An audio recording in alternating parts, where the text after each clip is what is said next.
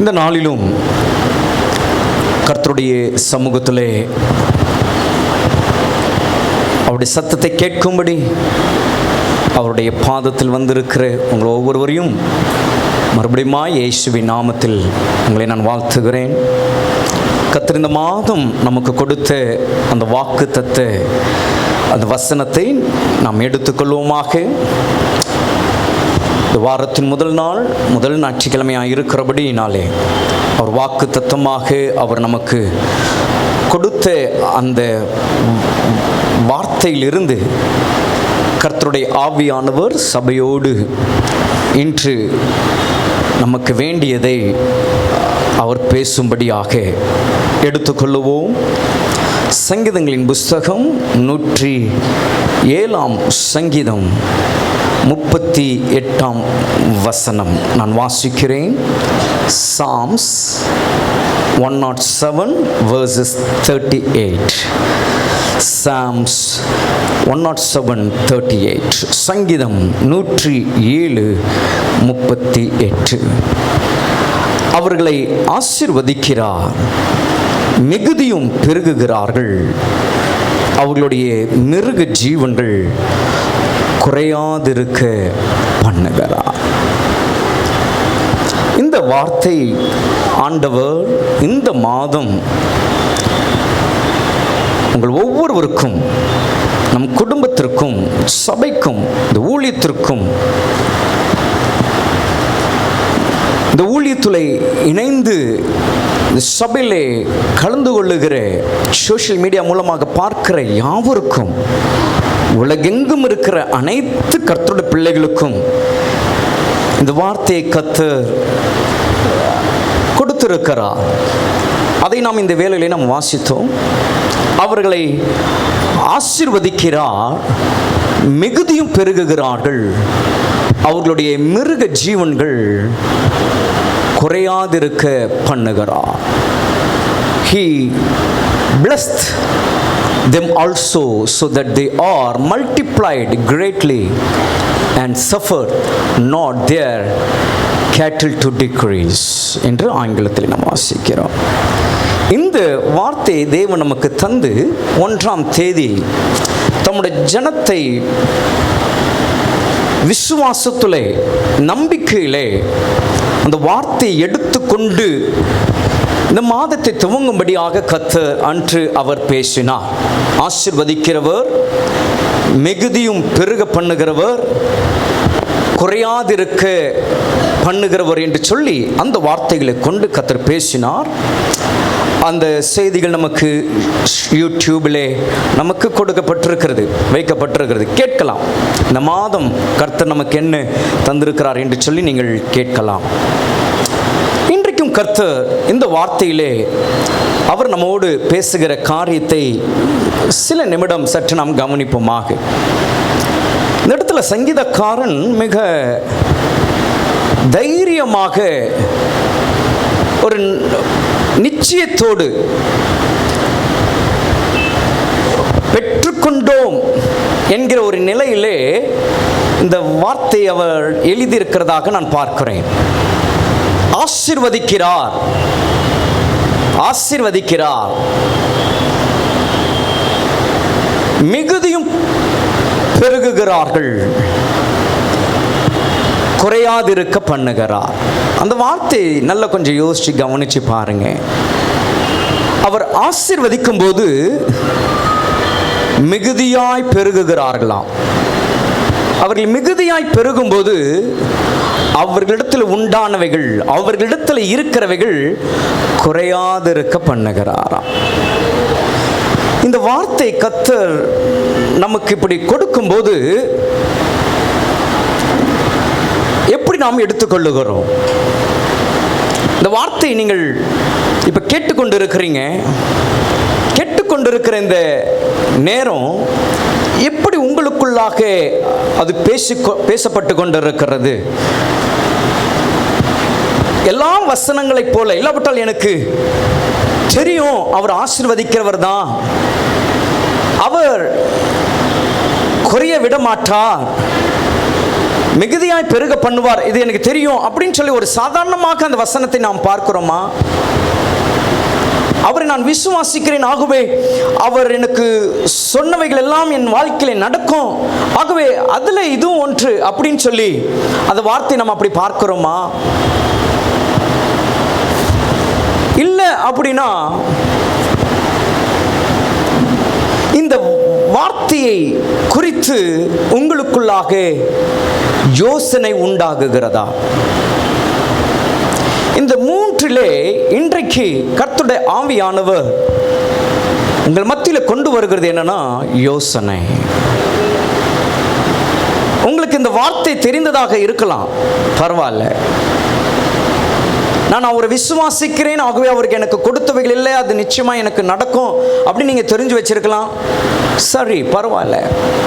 ஆனால் இன்று கர்த்தருடைய ஆவியானவர் சபைக்கு முன்னாக வைக்கிற ஒரு காரியம் என்னன்னா, இந்த வார்த்தை உங்களுக்கு நேராக வரும் பொழுது உங்களுடைய யோசனையை குறித்து கர்த்தருடைய ஆவியானவர் இந்த இடத்துல கொண்டு வருகிறார். அநேகர் இந்த இடத்துல இந்த வார்த்தையை நீங்கள் பார்க்கும்போது, ஒருவேளை இந்த வார்த்தையை நீங்க இன்னும் சரியா நீங்க பார்க்கல, இன்னும் சரியா இந்த வசனத்தை நீங்க கேட்கல அப்படின்னா, நான் அந்த வார்த்தைக்கு போவதற்கு முன்பதாக திரும்பவும் ஒரு விஷயம் இந்த வசனத்தை நான் வாசிக்க நான் விரும்புகிறேன். நீங்கள் எல்லாரும் அதை கவனிக்கும்படி உங்களை அன்பாய் கேட்கிறேன். அந்த வசனத்திற்கு நேராக உங்களுடைய எண்ணங்களை கொண்டு வரும்படி உங்களை நான் அன்பாய் கேட்கிறேன். அவர்களை ஆசீர்வதிக்கிறார், மிகுதியும் பெருகுகிறார்கள், அவர்களுடைய மிருக ஜீவன்கள் குறையாதிருக்க பண்ணுகிறார். இப்போ இந்த வார்த்தை நான் வாசிச்சிட்டேன். இப்போ உங்களுக்குள்ள என்ன யோசனை ஓடுது? இங்க இருக்கிற ஒவ்வொருவருக்குள்ளாக இந்த வசனங்கள் வரும்போது ஒரு யோசனை வரும், ஒரு யோசனை வரும். யோசனை வராமல் இருக்காது. யோசனை என்று பார்க்கும்போது ஆங்கிலத்தில் ஐடியா என்று பார்க்கிறோம். ஐடியா, ஆசீர்வதிக்கிறார்னா அதற்கு ஒரு ஐடியா நமக்கு உள்ள தோன்றும். மிகுதியும் பெருகுகிறார்கள்னா அதற்கு ஒரு ஐடியா தோன்றும். குறையாது இருக்கும் அப்படின்னா அதற்கு ஒரு ஐடியா தோன்றும், ஒரு யோசனை நம்மளுக்கு தோன்றும். அப்ப இந்த வேளையில உங்களுக்குள்ளாக வருகிற அந்த யோசனையானது, என் அன்புக்குரிய தேவனுடைய சன்னமே, இந்த வார்த்தையின்படி என்னுடைய வாழ்க்கையிலே நான் அனுபவிப்பேன் என்று ஒரு யோசனை உங்களுக்குள்ளாக பலமாய் வருகிறதா? இல்லைனா இந்த வசனம் உங்களுக்கு நேராக வரும் பொழுது பார்க்கலாம், என்ன இவ்வளோ நாட்கள் போயிட்டோம், இவ்வளோ நாட்கள் கடந்துட்டோம், என்ன நடக்குது நடக்கட்டும் அப்படின்னு ஒரு யோசனை உங்களுக்குள்ளாக உண்டாகுதா? உங்களுக்குள்ளாக வருகிற யோசனை என்ன?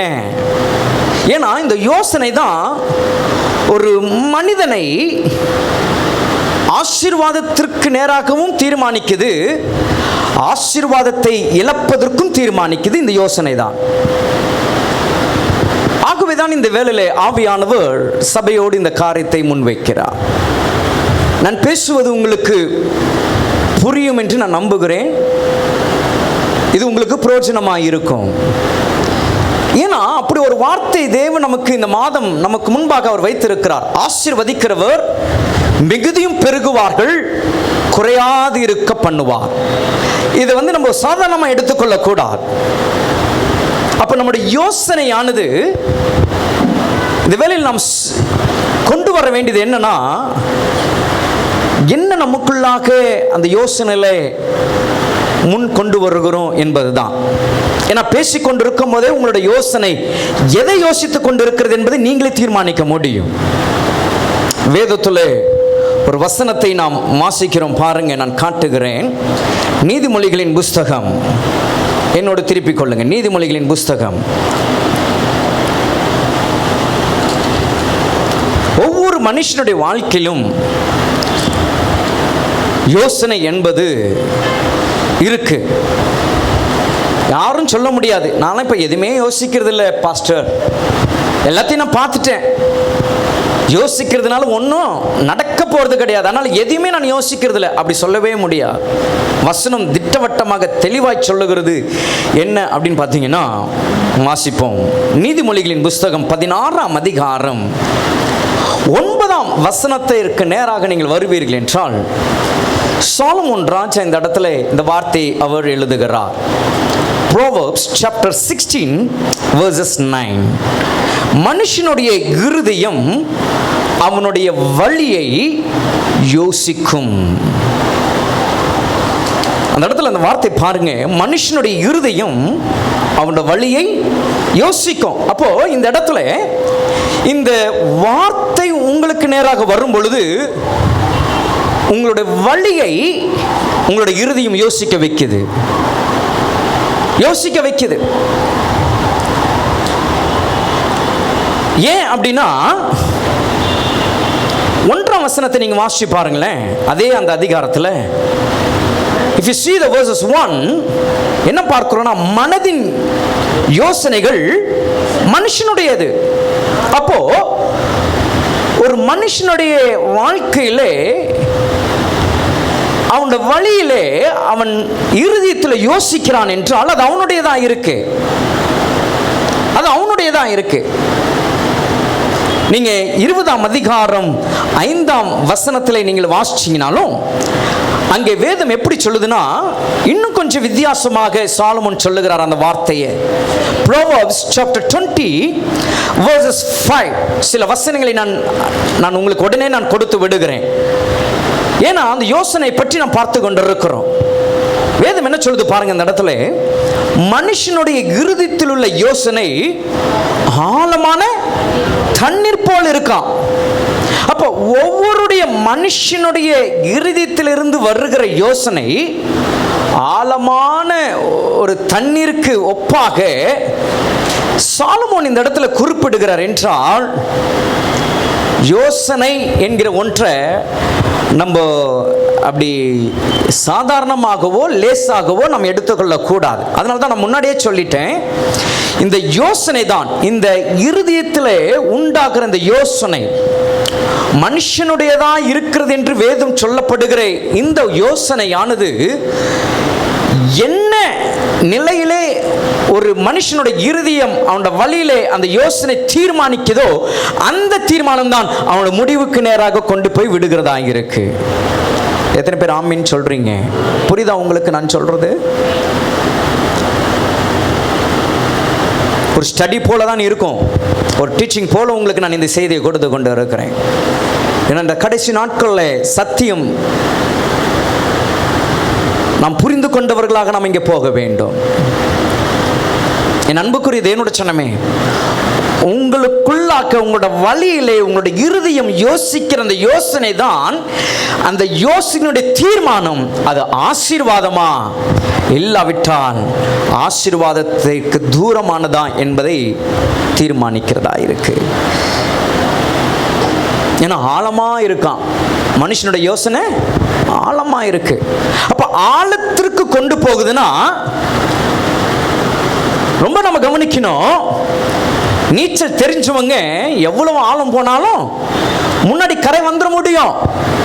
ஆனா நீச்சல் தெரியாதவங்க ஆழத்திற்கு போனா இழுத்துட்டு போயிடும், அவர்களால் கரைக்கு வர முடியாது. அப்படிதான் ஒரு மனுஷனுடைய வாழ்க்கையும் ஒரு காரியத்தை குறித்து தங்களுடைய இருதயத்திலே அவருடைய வழியிலே அவருடைய வழிகளுக்காக அவள் யோசிக்கிறாங்கன்னா அந்த யோசிக்கிறதுல அவர்கள் கொண்டு வருகிற காரியம் நீச்சல் உள்ளவர்களாக இருந்து கரை வரக்கூடியதாக அவருடைய யோசனை இருந்தால் அவள் கரைக்கு வந்துட முடியும். அவர்கள் யோசிக்கிற அந்த யோசனையானது நீச்சல் தெரியாதவர்களை போல ஒரு காரியத்திலே அவர்களுடைய யோசனை இருக்குமானால் அது ஆசீர்வாதத்திற்கு தூரமாக கரை சேர முடியாத ஒரு நிலைக்கு கொண்டு போய் விடுகிறதாக அது அமையும். அல்லேலூயா. இன்றைக்கு அநேக கர்த்தருடைய பிள்ளைகளுடைய வாழ்க்கை, அநேக விசுவாசிகளுடைய வாழ்க்கை இந்த விஷயத்தில் தடுமாறுகிறார்கள். ஏனென்றால் மனதில் தோன்றுகிற யோசனையின்படி அப்படியே செய்து விடுகிறாங்க. அது நல்லதா அது கெட்டதா அது அருமையானது, அது தீமையா என்று யோசிப்பது. அவர்களுடைய யோசனையிலே அவர்கள் அதை கொண்டு வருவது நிதானம் இல்லாமல் இருக்கிறார். அதனால்தான் இன்றைக்கு அநேக மக்களுடைய வாழ்க்கை ஒரு தடுமாற்றம்.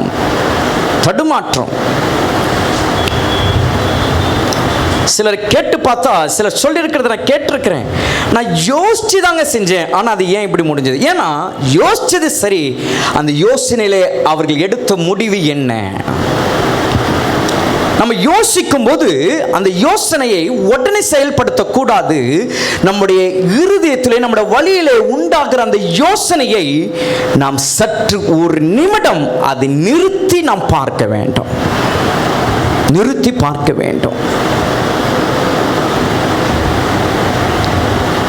ஏன் அப்படின்னா அது ஆழமான ஒன்று மனுஷனுடைய யோசனை. வேதத்தில் ஒரு வசனத்தை நம்ம வாசிக்கிறோம். அதே நீதிமொழிகள் 14ஆம் அதிகாரத்திற்கு நேராக நீங்க திருப்பி பாருங்க. வேதம் என்ன சொல்லுது பாருங்க. Proverbs chapter 14 verses 22. என்ன வாசிக்கிறோம்? தீமையை யோசிக்கிறவர்கள் தவறுகிறார்கள் அல்லவோ, நன்மையை யோசிக்கிறவர்களுக்கோ கிருபையும் சத்தியம் உண்டு. அப்ப நான் முன்னாடி மறைவாய் நான் சொல்லிக் கொண்டு வந்த ஒரு விஷயத்தை இந்த இடத்துல சாலமோன் தெளிவாய் அந்த இடத்துல காட்டுகிறார். நான் சொன்னேன், நம்முடைய இருதயம் நம்முடைய வழியிலே யோசிக்கும் போது எதை அந்த யோசனையிலே நம்முடைய இருதயம் கொண்டு வருகிறது என்பதை நாம் பார்க்க வேண்டும். அந்த நிதானம் நமக்கு வேண்டும். தீமையா நன்மையா? இன்றைக்கு கர்த்தர் இந்த வார்த்தை நமக்கு கொடுத்தார். அவர்களை ஆசீர்வதிக்கிறார், மிகுதி பெருகுகிறார்கள், அவர்களுக்கு குறையாதிருக்க பண்ணுகிறார். இந்த வார்த்தையை நீங்க நன்மையாய் நீங்க யோசிக்கிறீங்களா? உங்களுடைய யோசனையில் இது நன்மையாய் வருதா, இல்லைன்னா உங்களுடைய யோசனையில தீமையாய் அதை எடுக்கிறீங்களா? எப்படி பாஸ்டர் கர்த்தருடைய வார்த்தையை நம்ம தீமையை எடுக்க முடியும்? எடுக்கிறோம். எப்படி திரும்ப எடுக்கிறோம்? அதை தீமையாக பார்க்கிறோம். ஆசீர்வதிக்கிறார் இந்த வார்த்தை வரும்போது, இன்னைக்கு தானே நான் இந்த வார்த்தையை கேட்கிறேன், நான் ரட்சிக்கப்பட்டதிலிருந்து நான் கேட்டுட்டு தான் இருக்கிறேன், நான் அப்படியே தான் இருக்கிறேன். இது எதை யோசிக்க வைக்குது? ஆபிரகாமின் தேவன், ஈசாக்கின் தேவன், யாக்கோபின் தேவன் அவர்களை ஆசீர்வதித்தது போல உங்களை அவர் ஆசீர்வதிப்பார் என்று இந்த இடத்துல அவர் உங்களை ஆசீர்வதிக்கிறார்னு சொன்னா, அவர் ஆபிரகாமை ஆசீர்வதிச்சார் தெரியும் எனக்கு. என்ன அவர் ஆசீர்வதிச்ச மாதிரியே இது என்னது? தீமை. அப்போ கர்த்தருடைய வார்த்தை நமக்கு நேராக வந்தாலும் அந்த வார்த்தையை நமக்குள்ளாக, நம்முடைய இருதயத்திலே, நம்முடைய வழியிலே எப்படி யோசிக்க தோன்றுகிறது? இதுதான் ரொம்ப முக்கியம். நன்மையா இந்த வசனத்தை நீங்க எடுத்தீங்கன்னா இந்த மாதம் முழுவதும் இந்த வார்த்தை உங்களுக்கு நன்மையாகவே உங்களை நடத்தும். ஹல்லேலூயா. அந்த வசனம் அந்த இடத்துல நம்ம நீதிமொழிகளை வாசிச்சோம்ல, நன்மையை யோசிக்கிறவர்களுக்கோ கிருபையும் சத்தியமும் உண்டு. கிருபை உண்டாம், சத்தியம் உண்டாம். அப்ப ஏதோ ஒன்றை நாம் யோசிக்கிற ஒரு காரியத்திலே, நாம் நினைக்கிற ஒன்றிலே அது நல்லதாக நன்மையாக அது இருக்கும்னா கர்த்தர் அதுல கிருபையும் சத்தியம் கர்த்தர் வைத்திருக்கிறார். அதே நேரம் நமக்கு நேராக அவருடைய வார்த்தை இல்லாவிட்டால் ஏதோ ஒன்று நமக்கு நேராக வரும் பொழுது அதை நம்முடைய இருதயத்தில், நம்முடைய வழியிலே தீமையாக நாம் யோசிப்போமானால் அதில் நாம் என்ன செஞ்சிடறோம்னா தவறி விடுகிறோம். கொஞ்சம் யோசிச்சு பாருங்க. இன்றைக்கு நம்மளோட வாழ்க்கையில தவறின காரியங்கள் என்ன? நம்மளோட வாழ்க்கையில நன்மையை பார்த்த காரியங்கள் என்ன? இதை நீங்க ரெண்டுத்தையும் டிவைட் பண்ணி நீங்க கொஞ்சம் உங்களை நீங்கள் நிதானமாக நீங்க பார்த்தீங்கன்னா ரெண்டுத்துக்குமே என்னன்னா யோசனை தான் காரணமாக இருக்கும். நீங்க உங்களோட இருதயத்தில் வந்து யோசனை தான் அதற்கு காரணமாக இருக்கும். நீங்க எடுத்த அந்த ஒரு முடிவு, அந்த யோசனையில நீங்கள் கொண்டு வந்த ஒரு முடிவு தான் உங்களுடைய நன்மைக்கும் உங்களுடைய தீமைக்கும் காரணமாக இருக்கும். என் அன்புக்குரிய தேவனுடைய சனமே, இன்றைக்கு கர்த்தர் நம்மை தீமைக்கல்ல நன்மைக்கே அவர் நம்மளை ஆசீர்வதிக்கும்படி இந்த காலவெளியில் இந்த வார்த்தை கொண்டு அவர் பேசி கொண்டு இருக்கிறார். கடைசி காலத்தில் நாம் இருக்கிறோம்.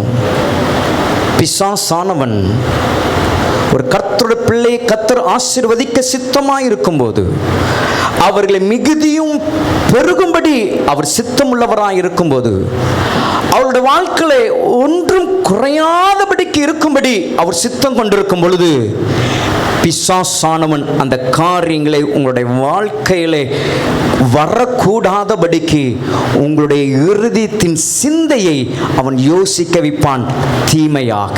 அல்லேலூயா. தீமையாக யோசிக்க வைப்பான். அது நம்ம ஆதியாகமம் 3ஆம் அதிகாரத்திலே அது தொடங்கிடுது, நம்ம பார்க்கிறோம். நம்ம இப்போ அதுக்குள்ளே போக வேண்டாம். என் அன்புக்குரிய தேவனுடைய சனமே, அப்போ இந்த கடைசி நாட்கள் உங்களுடைய யோசனையை குறித்து நீங்கள் ரொம்ப கவனமாக இருக்கணும். உங்களுடைய யோசனையை கர்த்தரிடத்தில் நீங்கள் பிரதிஷ்டைக்கு வைக்கணும். ஹல்லேலூயா. உங்களுடைய யோசனை இருக்குது பார்த்தீங்களா, உங்களுடைய ஐடியாஸ், அதை ஆண்டவரோட பிரதிஷ்டைக்குள்ளே வைக்கணும். அவர் அதை பிரதிஷ்டை பண்ணிட்டார்னா அது பாதுகாக்கப்படும் உங்களுடைய யோசனை. ஹல்லேலூயா. ஆமாம், உங்களுடைய யோசனை அது ரொம்ப இம்பார்ட்டன்ட்ங்க. யோசனையில நாம் செய்கிற ஒரு வினாடி தவறு தான் நம்முடைய வாழ்க்கையிலே அநேகர் நன்மையும் ஆசீர்வாதத்தையும் இழக்கிறது காரணமாக இருக்கு. யோசனையை நம்ம ரொம்ப ரொம்ப ரொம்ப ஹேண்டில் பண்ணணும். எல்லாம் நம்ம ஓடுகிறது போல உலகம் எவ்வளவு ஃபாஸ்ட்டாக வேகமாக ஓடுதோ அந்த வேகத்திற்கு நாம் செய்கிற செயலெல்லாம் இணைத்து கொள்ளக்கூடாது. நம்முடைய செயல் இருக்கக்கூடாது. எல்லாவற்றையும் ஒரு நிதானம் அந்த யோசனைக்கு நம்ம கொடுக்க வேண்டும். கர்த்தருடைய நாமத்திற்கு மகிமை உண்டாகட்டும். யோசனையின் மேல் நாம் ரொம்ப கவனம் உள்ளவர்களாய் நாம் இருக்க வேண்டும். வேதத்தில் ஒரு 3 காரியங்கள், 2 சம்பவங்கள், 1 உவமையை உங்களுக்கு நான் காண்பித்து விட்டு நான் ஜெபிக்க நான் ஆசைப்படுகிறேன். 2 உண்மை சம்பவங்கள், 1 உவமை. இதை நான் காட்ட நான் விரும்புகிறேன். இந்த யோசனையை பற்றிய காரியங்கள், அவருடைய வாழ்க்கையில் அவர்கள் யோசனை எப்படி இருந்தது, அந்த யோசனையிலே அவருடைய வாழ்க்கை எப்படியாக மாறினது என்பதை நான் உங்களுக்கு காட்டப் போகிறேன்.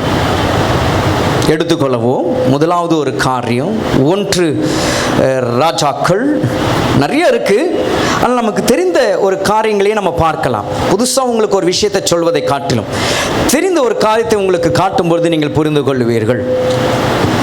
1 ராஜாக்கள் 17ஆம் அதிகாரத்தை எடுத்துக்கொள்ளுங்க. அங்கே 12ஆம் வசனத்தை நான் உங்களுக்காக நான் வாசிக்கிறேன், கவனிங்க.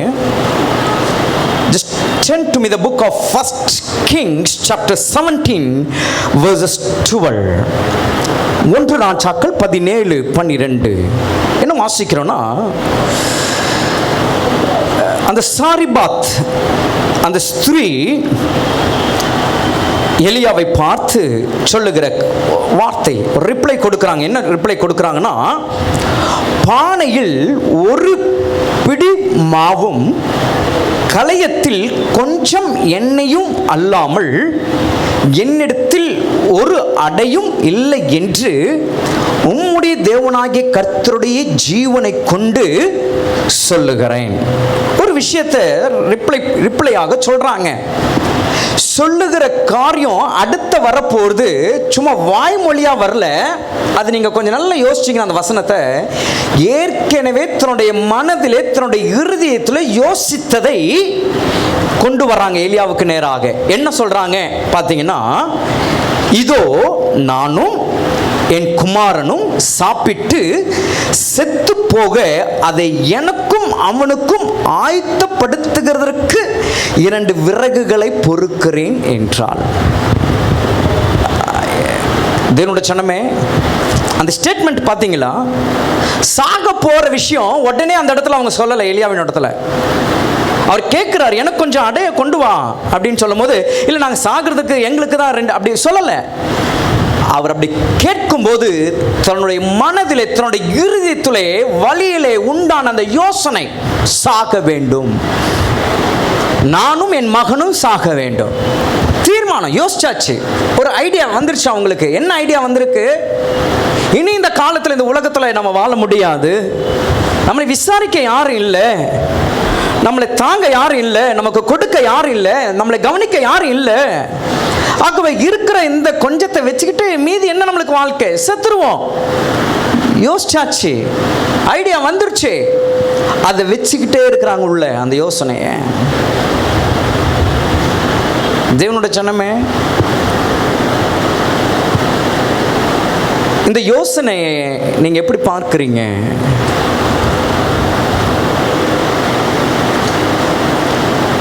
இங்க இப்படி நம்ம பார்க்கிறோம், அவங்களோட யோசனையை பற்றி நம்ம பார்க்கிறோம்.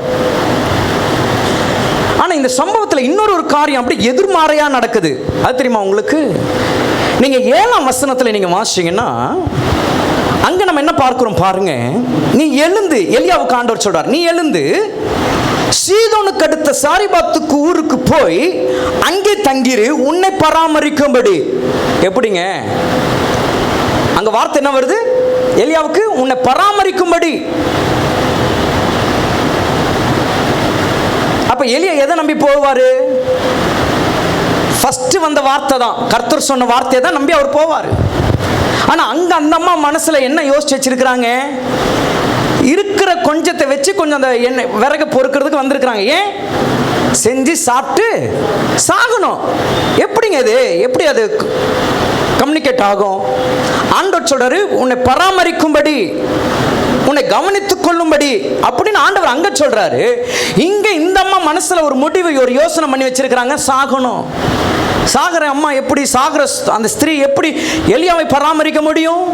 யோசிச்சு பார்க்கணும். இதுல ஒரு ரகசியம் அடங்கி இருக்கு. இந்த ஒரு காரியத்திற்கு உங்களுக்கு ஒரு வசனத்தை நான் உங்களுக்கு காட்ட நான் விரும்புகிறேன். வாசிப்போமா? இதை விட்டுறக்கூடாது. ஏன்னா அப்படியே ஜஸ்ட் ஆப்போசிட்டா இருக்கு. இந்த அம்மா யோசனை சாகணும், அங்க ஆண்டவர் எலியாகிட்ட நீ போ, உன்னை பராமரிக்க ஒரு ஆள் ஆயத்தப்படுத்தி இருக்கிறேன்.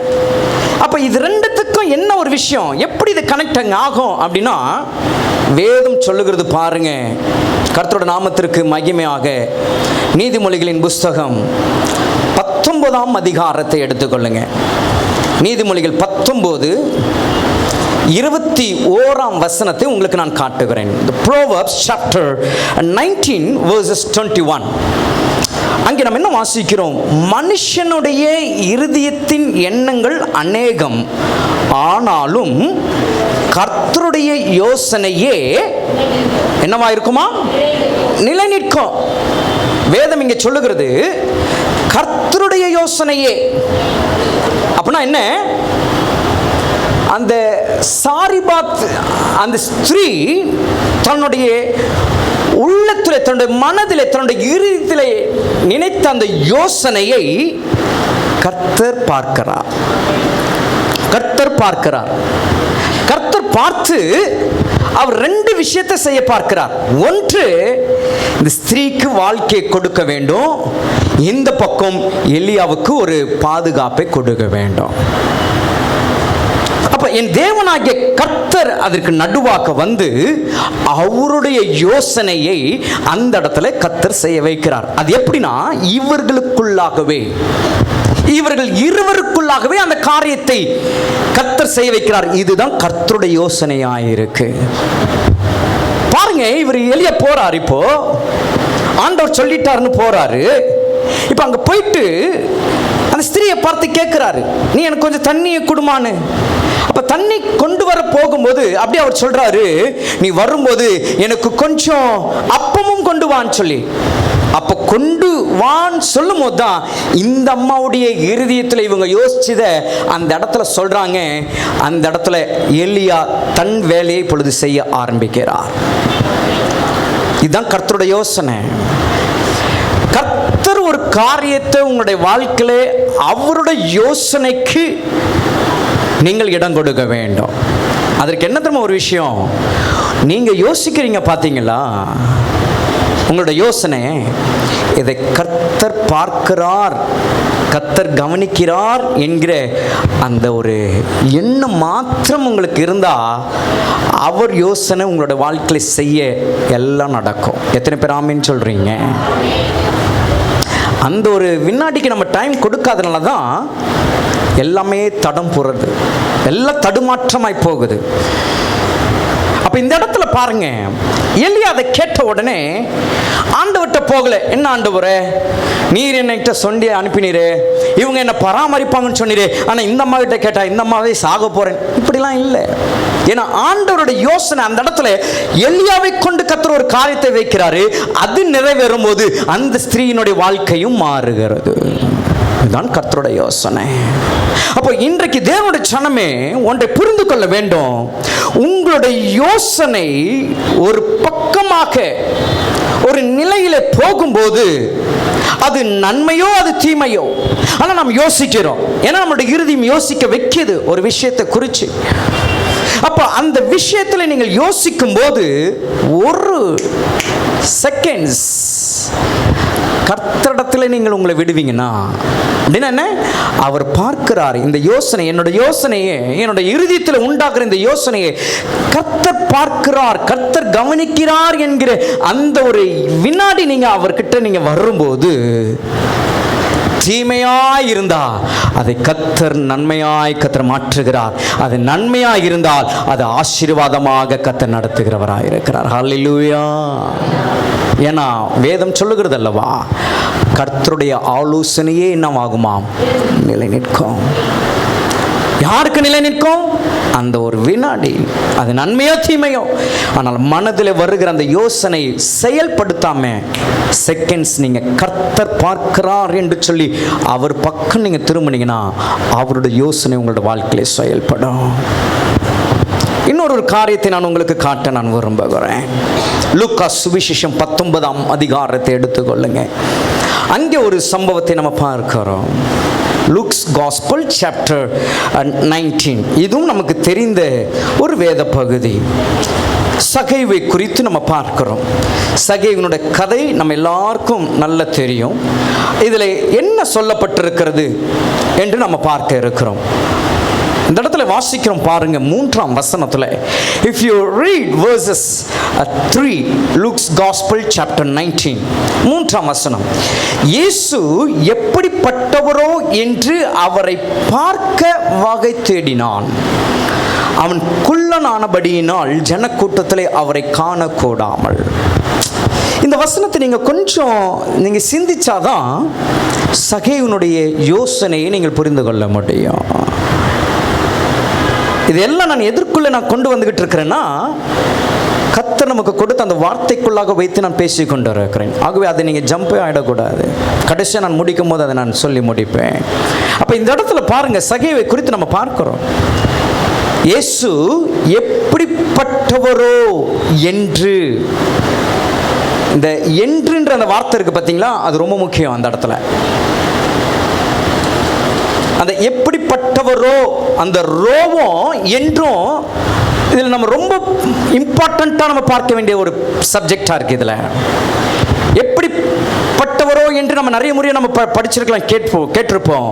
ஆனால் சகைவனுடைய இருதயத்தில் உண்டான அந்த யோசனை வெளியே பிரதிபலிக்கிறது. எப்படி பிரதிபலிக்குதுன்னா, எப்படிப்பட்டவரோ என்று, அந்த ரோ என்று என்கிற அந்த விஷயம் தான் சகைவை யோசிக்க வச்சதை நம்மளுக்கு இந்த இடத்துல உணர்த்தது. ஹல்லேலூயா. புரியுதா உங்களுக்கு?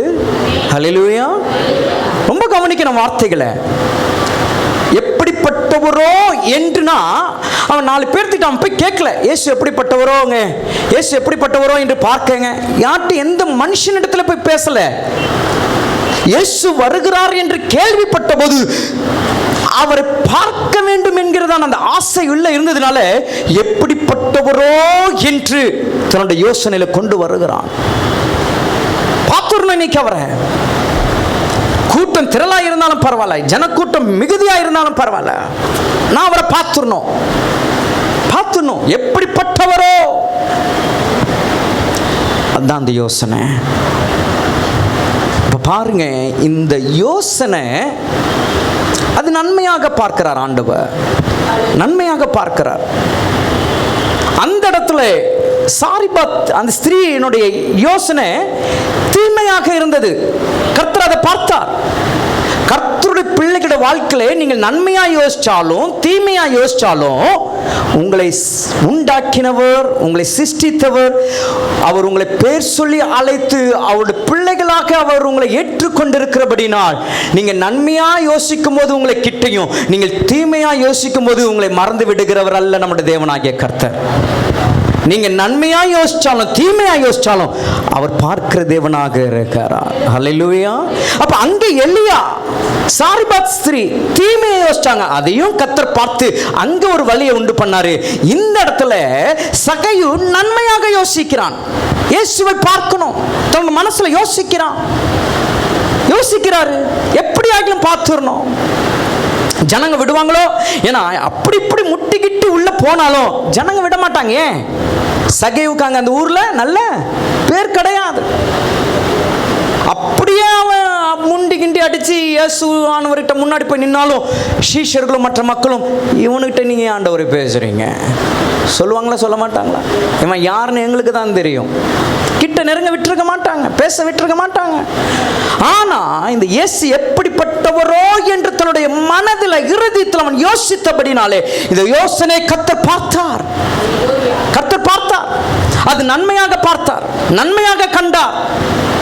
கீழே நம்ம வாசிக்கிறோம் பாருங்க, அந்த சப்ஜெக்ட்ல நம்ம என்ன வாசிக்கிறோம் அப்படின்னா, அவர் போகும் வழியிலே முன்னாக ஓடி அவரை பார்க்கும்படி ஒரு காட்டத்தின் மரத்தில் ஏறினான். 5ஆம் வசனத்திலே இயேசு அந்த இடத்துல வந்தபோது அன்னார்ந்து பார்த்து அவனை கண்டு, சகைவே நீ சீக்கிரமா இறங்கி வா, இன்றைக்கு நான் உன் வீட்டிலே தங்க வேண்டும்.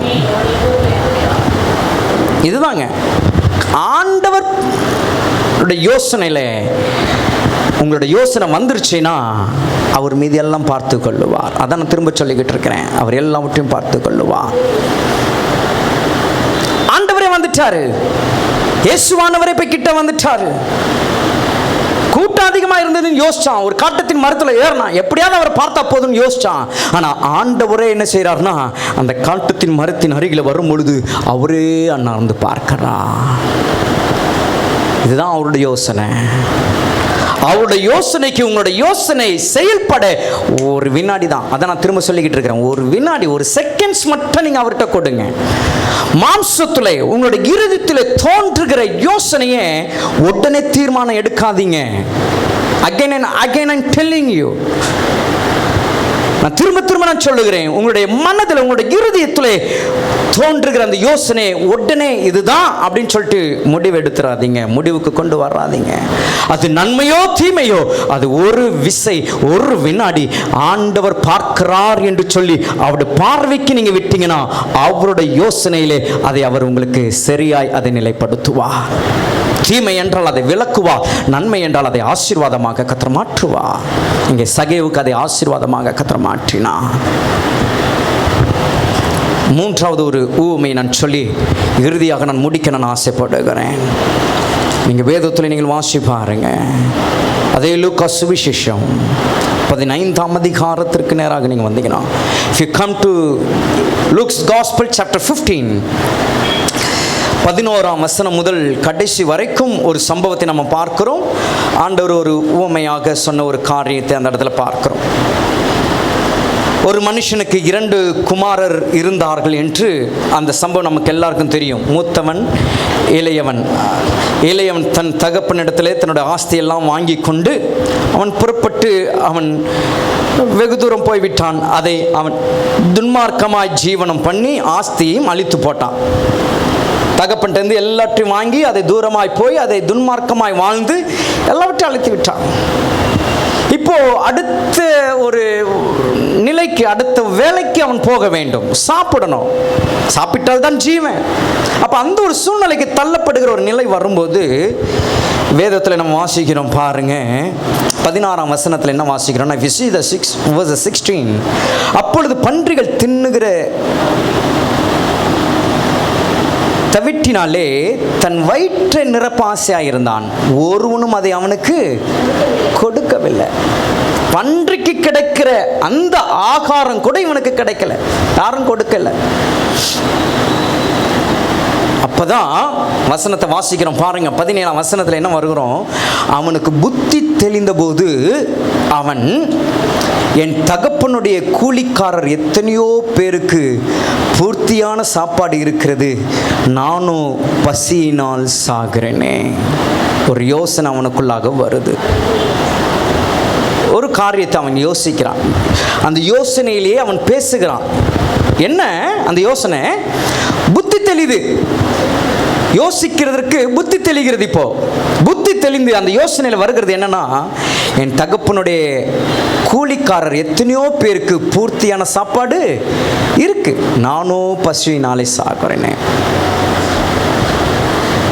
இந்த யோசனை எப்படிப்பட்டது நீங்க யோசிக்கிறீங்க? இந்த யோசனை எப்படி? நன்மையும் இல்லை, தீமையும் இல்லை, ரெண்டாம் கட்ட நடுவில் இருக்கு இந்த யோசனை. புத்தி தெளிந்திருக்கு. ஏன்னா இப்ப அப்படி போகவும் முடியாது, இப்படி இருக்கவும் முடியாது. ஏன்னா அப்பாட்ட வந்து வாங்கிட்டு வந்தாச்சு, இனி அவர் சேர்ப்பாரான்றது தெரியாது. அதனால யோசிக்கிறான். நிலை தடுமாற்றக்கூடிய ஒரு நிலையிலே ஒரு யோசனை அவனுக்கு. முடிவு எடுக்க முடியாத ஒரு நிலையில ஒரு யோசனை வருது. அந்த யோசனை தான், இந்த தகப்பன் வீட்டில் எல்லாரும் நல்லா இருக்கிறாங்க, நானும் இங்கே பசியில் இருக்கிறேனே. இதையும் கர்த்தர் என்ன செய்கிறார்? பார்க்கிறார். ஆமாம், அப்படியும் இல்லாமல் இப்படியும் இல்லாமல் வருது பாருங்க ஒரு யோசனை. சில சொல்லுவாங்களே, என்ன முடிவு எடுக்கிறதுனே எனக்கு தெரியல, இது ஒரே குழப்பமாகவே இருக்குது இந்த யோசனை சொல்லுவாங்க. கேட்டிருக்கிறீங்களா? குழப்பமாகவே இருக்குது இந்த யோசனை. போகலாமா வேணாவா, போயிட்டா எப்படி இருக்கும், போகலனா என்ன, ஒரே குழப்பத்தில் ஒரு யோசனையில் இருப்பாங்க பாருங்க. அந்த யோசனையும் கர்த்தர் பார்க்கிறார், அதையும் பார்க்கிறார். கர்த்தருடைய நாமத்திற்கு மகிமை உண்டாகட்டும். நன்மையா இருந்தாலும் பார்ப்பார், தீமையா இருந்தாலும் பார்ப்பார். அப்படியும் இப்படி இல்லாம ஒரு குழப்பத்தில் இருந்தாலும் அந்த யோசனையும் கர்த்தர் பார்க்கிறார். வசனம் சொல்லுகிறது பாருங்க, 19ஆம் வசனத்தில், இனிமேல் உம்முடைய குமாரன் என்று சொல்லப்படுவதற்கு நான் பாத்திரன் அல்ல, உம்முடைய கூலிக்காரில் ஒருவனாக என்னை வைத்துக் கொள்ளும் என்பேன் என்று சொல்லி எழுந்து புறப்பட்டு. இந்த யோசனை கர்த்தர் பார்த்ததுனால ஒரு முடிவு எடுத்துடுறான். போயிடுவான், அப்பா கிட்ட சொல்லிடுவான், மகனா வேண்டாம் கூலிக்காரனா வச்சுக்கங்க அப்படின்னு சொல்லிட்டு ஒரு முடிவு எடுத்து கொண்டு போறான் பாருங்க. இதுதான் கர்த்தருடைய யோசனை. ஹல்லேலூயா. இதுதான் கர்த்தருடைய யோசனை.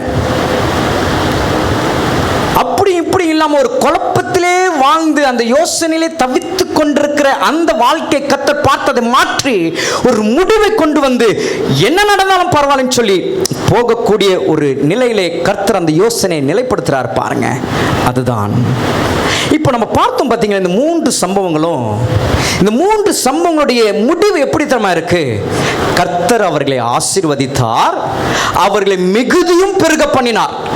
சாரிபாத் ஸ்திரீ எடுத்துக்கிட்டீங்கன்னா அதற்கு பிறகு எண்ணெய் குறைந்து போகவும் இல்லை, மாவு ஆமா நிறைவாயிருந்தது, மிகுதியாய் பெருகிற்று, குறைவில்லாமல் இருந்தது. சகைவை பார்க்கிறோம். ஆண்டவர் வந்த உடனே வீட்டில் தங்கணும்னு சொன்ன பிறகு ஒரு ஆசீர்வாதம் வீட்டிற்குள்ளே வந்தது. தான் யாரிடத்துல நான் அநியாயமா வாங்கினோ அவளிடத்துல நான் திரும்ப நான் நாளத்தனையா கொடுத்துறேன்னு சொல்லி கொடுத்த பிறகு அவனுடைய வாழ்க்கையில ஒரு மிகுதியான ஒரு பெருக்கமான ஒரு சமாதானம் உண்டானது. அதற்கு பிறகு அவனோட வாழ்க்கையில ஒரு குறைவில்லாத ஒரு வாழ்க்கை கர்த்தர் சகேவுக்கு கர்த்தர் கொடுத்தார். இங்க இந்த ஊமையில நம்ம பார்க்கும் பொழுது அவன் திரும்ப தகப்பனிடத்துல போகும்போது தகப்பன் தன் மகன் வருகிறதை அறிந்து ஓடி கட்ட அணைத்து ஏற்றுக்கொள்ளுகிற அந்த ஒரு ஆசீர்வாதத்தை அந்த இடத்துல பார்க்கிறோம். அதற்கு பிறகு எதெல்லாம் தன்னுடைய மகனுக்கு அலங்காரமாக கொடுத்து அலங்கரிக்க வேண்டுமோ அதையெல்லாம் கொடுத்து மிகுதியும் பெருகும்படியான ஒரு நிலைக்குள்ளாக கொண்டு வருகிறதை நம்ம பார்க்கிறோம். அதற்கு பிறகு என்னுடைய மகன் என்று சொல்லி அந்த இடத்துல ஒரு செலிப்ரேஷன், ஒரு கொண்டாட்டம். இனி இந்த இடத்துல துன்பம் இல்லை, இனி இந்த இடத்துல துயரம் இல்லை, இனி இந்த இடத்துல துக்கம் இல்லை என்று சொல்லி அந்த இடத்துல ஒரு மகிழ்ச்சியான ஒரு கொண்டாட்டம், ஒரு குறைவில்லாத ஒரு நிலை கர்த்தர் மாற்றி நிறைவே அந்த இடத்துல கர்த்தர் கொண்டு வந்ததை பார்க்கிறோம். அப்போ கர்த்தர் இன்றைக்கு இந்த வார்த்தையை தேவன் நமக்கு தந்திருக்கிறார் அப்படின்னா என் அன்புக்குரிய தேவனுடைய சனமே, அவர் உங்களையும் அவர் ஆசீர்வதிக்க அவர் உண்மையுள்ளவர். உங்களையும் மிகுதியாய் பெருக பண்ண அவர் உண்மையுள்ளவர். அவர் உங்களுடைய வாழ்க்கையிலும் ஒன்றும் குறையாதிருக்க பண்ண அவர் உண்மையுள்ளவராய் இருக்கிறார். எத்தனை பேர் ஆமென் என்று சொல்றீங்க? விசுவாசிக்கிறவங்க ஒரு கரங்களை தட்டி ராஜாவுக்கு ஒரு நன்றி சொல்லுங்க பார்ப்போம். இதற்கெல்லாம் ஒரு விஷயம் என்ன? யோசனை. உங்களுடைய யோசனை, உங்களுடைய யோசனை. அப்போ உங்களுடைய யோசனையின் மேலே ரொம்ப கவனமாகிருங்க. நீங்கள் எதை உங்களுடைய இருதயம் யோசிக்குதோ அதை கர்த்தர் பார்க்கிறார் என்று அவருடைய முடிவுக்கு ஒரு வினாடி உங்களுடைய யோசனையை அவர் பக்கம் நீங்கள் திருப்பினீங்கன்னா, அவருடைய யோசனையினாலே அவைகளை கர்த்தர் நிலைநிறுத்த, கர்த்தர் இன்றைக்கு தந்த இந்த வார்த்தையின்படி, கர்த்தர் இந்த மாதம் நமக்கு கொடுத்த இந்த ஆசீர்வாதமான இந்த வார்த்தையின்படி அவர் உங்களை ஆசீர்வதித்து நடத்த அவர் உண்மையுள்ளவராக இருக்கிறார். ஹல்லேலூயா. இன்றைக்கு கர்த்தர் உங்களை ஆசீர்வதிக்க விரும்புகிறார். அவர் உங்களை மிகுதியும் பெருகும்படியாக அவர் விரும்புகிறார். நீங்கள் குறையாதபடிக்கு, உங்களோட வாழ்க்கையில் ஒன்றும் குறையாதபடிக்கு எல்லாம் நிறைவாய் கர்த்தர் மாற்ற அவர் விரும்புகிறார். இந்த ஆசீர்வாதத்தின் இந்த நன்மை இன்றைக்கு நாம் பெற்றுக்கொள்ள கர்த்தரிடத்தில் நம்மை முழுவதுமாய் ஒப்பு கொடுப்போமா? நம்முடைய யோசனைகள் ஆழமாயிருக்கும், ஆனால் அதை கர்த்தரிடத்தில் நாம் கொண்டு வருவோம். அவருடைய யோசனை நம்முடைய வாழ்க்கையிலே அது நிறைவேற அவரை நோக்கி நம்ம பார்ப்போம்.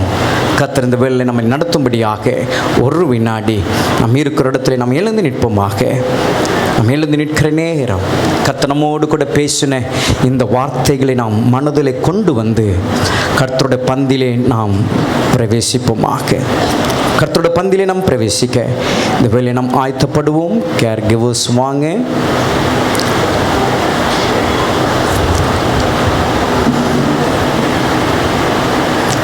கேர் கிவர்ஸ் நீங்கள் முன்னாடி வரும்போது அதே போல் தம்பி கிங்ஸ்லியும் பிரதர் ராபர்ட்டும் நீங்கள் முன்னாடி வரும்படி, ஜே ராபர்ட் முன்னாடி வரும்படி உங்களை அன்பாய் கேட்குறேன். தம்பி கிங்ஸ்லியோடு நீங்களும் அந்த காரியத்தை நீங்கள் எடுக்கும்படி உங்களை அன்பாய் நான் கேட்குறேன். மற்றபடி கேர் கிவர்ஸ் நீங்கள் முன்னாடி வாங்க. தம்பி கிங்ஸ்லி முன்னாடி வாங்க. நீங்கள் 2 பேரும் அந்த காரியங்களை நீங்கள் அதை ஃபாலோ பண்ணுங்கள். ஸ்தோத்திரம். நம்ம எல்லோரும் நாம் தேவனுடைய சமூகத்தில் ஆயத்தமாக இருப்போம். பிரதர் டேவிட் அவர்களுக்கு பதிலாக நான் வருவேன். ஆகவே தேவ சபையிலே தேவன் எழுந்தருளினவராய் நம் நடுவிலே அவர் அசைவாடி கொண்டிருக்கிறார்.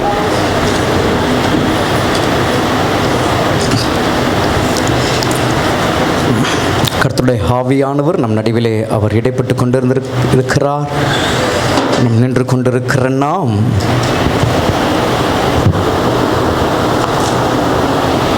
தேவ சமூகத்திலே கர்த்தருடைய பந்திக்கு நாம் ஆயத்தப்படுவோம். நேரம் அதிகமாக இல்லை, மிக வேகமாக நாம் கடந்து செல்லுவோம். Praise God. நான் உங்களுக்கு ஒப்புவித்ததை கர்த்தரிடத்திலிருந்து பெற்றுக்கொண்டேன். என்னவெனில் கர்த்தராகிய இயேசு தாமே காட்டி கொடுக்கப்பட்டு அன்று ராத்திரியிலே அவர் அப்பத்தை அவர் எடுத்து அதை ஸ்தோத்திரம் பண்ணி அதை அவர் பிட்டு, நீங்கள் வாங்கி புசியுங்கள், இது உங்களுக்காக பிற்கப்படுகிற என்னுடைய சரீரமாக இருக்கிறது, என்னை நினைவு கூறும்படி இதை செய்யுங்கள் என்றார். பிரியமானவர்களே, அவருடைய வார்த்தையின்படி அவருடைய சரீரத்தை வாங்கி புசிக்கும்படியாக இருக்கிற நீங்கள் பாக்கியவான்களும் பாக்கியவதிகளுமாக இருக்கிறீங்க. அந்தபடியே அவர் பாத்திரத்தையும் அவர் எடுத்து, இந்த பாத்திரம் என் இரத்தத்தினால் ஆக்கிய புதிய உடன்படிக்கையாக இருக்கிறது, நீங்கள் இதை பானம் பண்ணும்போதெல்லாம் என்னை நினைவு கூறும்படி இதை செய்யுங்கள் என்றார். பிரியமானவர்களே, இந்த மாதத்திலும் அவருடைய இரத்தத்தை வாங்கி பானம் பண்ணும்படி கர்த்தர் உங்களை இந்த இடத்துல அவர் நிற்க செய்தபடியினால் நீங்கள் பாக்கியவான்களும் பாக்கியவதிகளுமாக இருக்கிறீர்கள். ஆகவே நீங்கள் புத்திமான்கள் என்று நான் பேசுகிறேன். ஒருவரும் இதில் அபாத்திரமாய் நீங்கள் பங்கு கொள்ளாமல் பயத்தோடும் பரிசுத்தத்தோடும் உண்மையோடும் நீங்கள் இதில் பங்கு கொள்ளும்படி உங்களை அன்போடு கூட நான் கேட்கிறேன். ஏனென்றால் அபாத்திரமாய் இதில் நாம் பங்கு கொள்ளும் பொழுது பலவீனரும் வியாதி உள்ளவர்களும் ஏன் நித்திரையும் அடைகிறார்கள் என்று வேதம் சொல்லுகிறது. ஆகவே நீங்கள் ஆக்கினைக்குள்ளாக தீர்க்கப்படாதபடிக்கு உங்கள் வாழ்க்கையிலே உங்களோட சரீரத்தில் எந்த தீமையோ எந்த ஒரு பலவீனமோ எந்த ஒரு அசுத்தமோ நீங்கள் இடம் கொடுத்திருப்பீங்கன்னா இந்த நேரத்தில் உங்களை கர்த்தரிடத்தில் ஒப்பு கொடுங்க. கர்த்தரிடத்தில் ஒப்பு கொடுங்க. கர்த்தரிடத்தில் ஒப்பு கொடுங்க.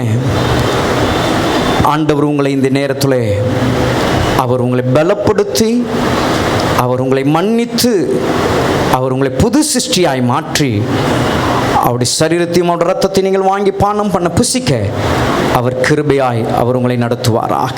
ஆகவே நாம் யாவும் நின்று கொண்டிருக்கிற நேரம் இந்த அனுபவத்திற்குள்ளாக நாம் கடந்து போவோம்.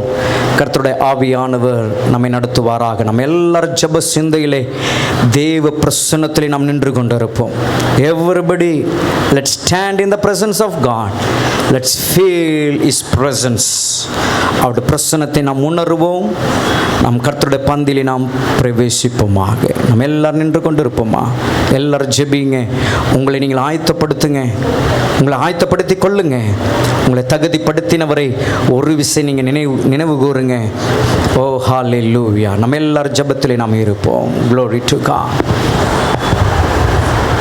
பிதாவே, உம்முடைய சமூகத்திலே நாங்கள் கொண்டு வருவோம். உம்முடைய சரீரத்தை உம்முடைய சமூகத்திலே நேராக நாம் கொண்டு வருவோம். கர்த்தரே, இதை வாங்கி ஆசீர்வதிப்பீராக. இதை வாங்கி புசிக்கிற நம்முடைய பிள்ளைகளுக்கு பலன் உண்டாகட்டும். கர்த்தருடைய கரம் அவளை தாங்கட்டும். கர்த்தரே, அவரை ஆசீர்வதிப்பீராக. எல்லா ஆசீர்வாதங்களினால் அவர்கள் ஆசீர்வாதமாக இருக்கும்படி கர்த்தரே, இதை நீர் ஆசீர்வதித்து கர்த்தர் கொடுப்பீராக. இயேசுவின் நாமத்தில் பிதாவே. ஆமென். பிதாவே, உம்முடைய சமூகத்தில் இந்த பாத்திரத்தை நாங்கள் கொண்டு வருவோம். தேவனாகிய கர்த்தர் தாமே நீர் உம்முடைய கரத்தில் நீர் எடுத்து நீர் ஆசீர்வதிப்பீராக. இதை வாங்கி பானம் பண்ணுகிற நம்முடைய பிள்ளைகளுக்கு ஓ கர்த்தர் தம்முடைய விடுதலை நீர் கட்டளிவீராக.